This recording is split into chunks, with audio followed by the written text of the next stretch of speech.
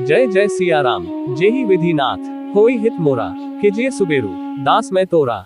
जेहि विधि प्रभु प्रसन्न मन होई, करुणा सागर कीजिए सोई। आप सभी का हमारे चैनल स्पिरिचुअल सर्वर्स में हार्दिक स्वागत है। आपका दिन शुभ हो। सीताराम सीताराम। श्री रामायण कथा अरण्य कांड भाग 4। अगस्त्य का आश्रम। सुतीक्ष्ण मुनि से विदा लेकर राम, सीता और लक्ष्मण ने वहां से प्रस्थान किया। मार्ग में उन्होंने नीवार, जलकदम, कटहल, साखू, अशोक, तिनिश, चिरविल, महुआ, बेल, तेंदु तथा अन्य अनेक जंगली वृक्ष देखे।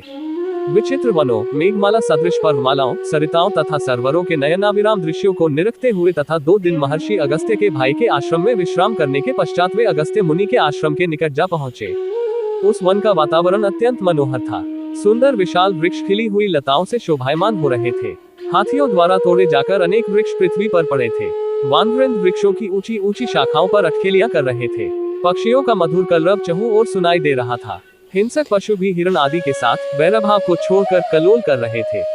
उन्हें देखकर राम लक्ष्मण से बोले, हे लक्ष्मण, महर्षि अगस्त्य के आश्रम के अद्भुत प्रभाव से जन्मजात शत्रु भी एक दूसरे की हत्या करना भूलकर परस्पर स्नेह का बर्ताव कर रहे हैं। यह महर्षि के तपोबल का ही प्रभाव है। यहाँ आकर राक्षस भी उपद्रव करना भूल जाते हैं। मैंने सुना है कि महर्षि अगस्त्य से प्रभावित होकर अनेक राक्षसों ने अपनी तामसी वृत्ति को त्याग दिया है और महर्षि के अनन्य भक्त बन गए हैं। इस युग के ऋषि मुनियों में महामुनि अगस्त्य का स्थान सर्वोपरि है।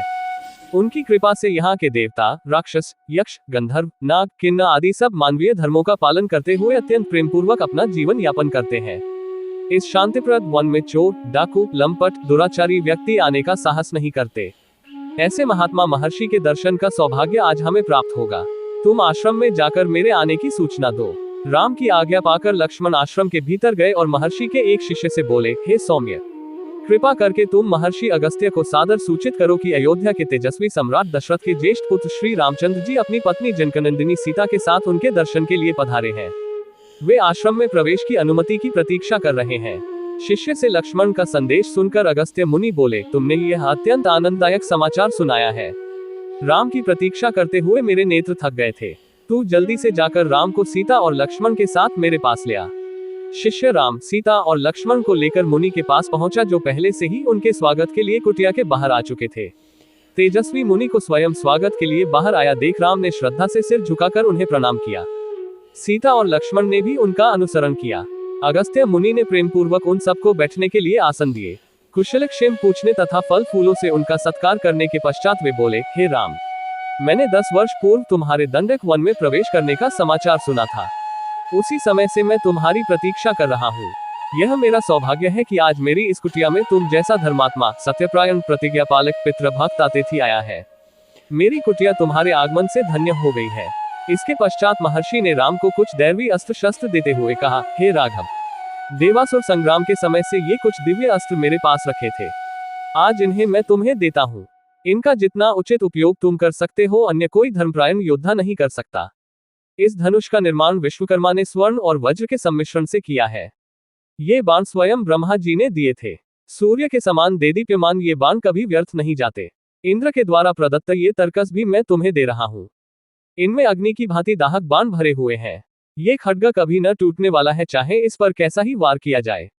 इन अस्त्र शस्त्रों को धारण करके तुम इंद्र की भांति अजेय हो जाओगे। इनकी सहायता से इस दंडक वन में जो राक्षस हैं, उनका नाश करो।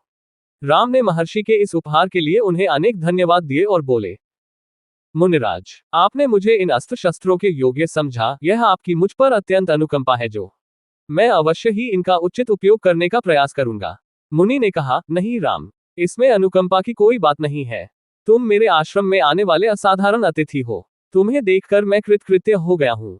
लक्ष्मण भी कम महत्वपूर्ण अतिथि नहीं है।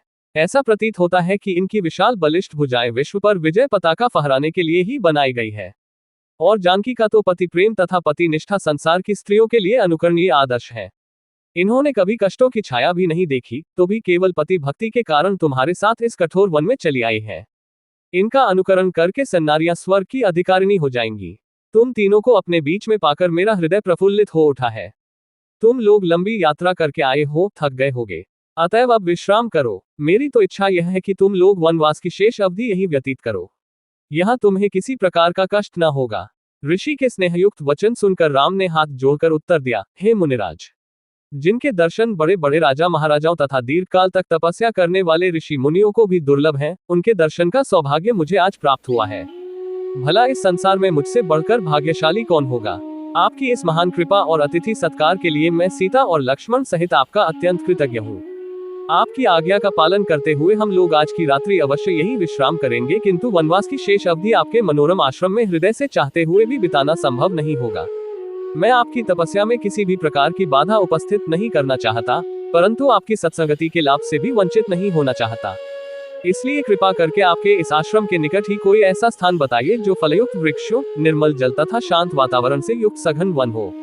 वहां मैं आश्रम बनाकर निवास करूंगा। अगस्त्य मुनि ने कुछ क्षण विचार करके उत्तर दिया, हे राम, तुम्हारे यहाँ रहने से मुझे कोई असुविधा नहीं होगी। यदि फिर भी तुम किसी एकांत स्थान में अपना आश्रम बनाना चाहते हो तो यहाँ से 8 कोस दूर पंचवटी नामक महावन है। वह स्थान वैसा ही है जैसा तुम चाहते हो। वहाँ पर गोदावरी नदी बहती है।